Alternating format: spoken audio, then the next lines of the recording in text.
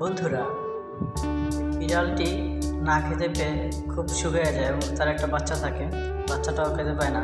তো যার কারণে মা বিড়ালটি খাবার চুরি করতে বাধ্য হয় এবং যাদের খাবার চুরি করে তারা পুলিশে ধরায় দেয় বিড়ালটিকে।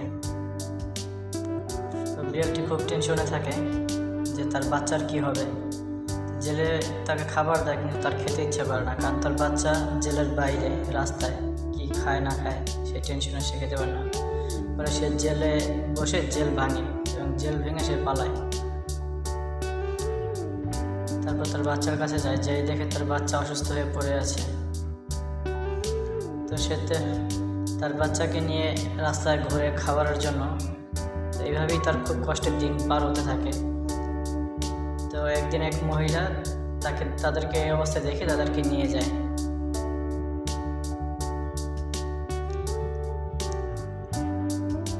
বৃদ্ধা মহিলাটি তার বাসায় নিয়ে ওদেরকে খুব ভালো খাবার দেয়।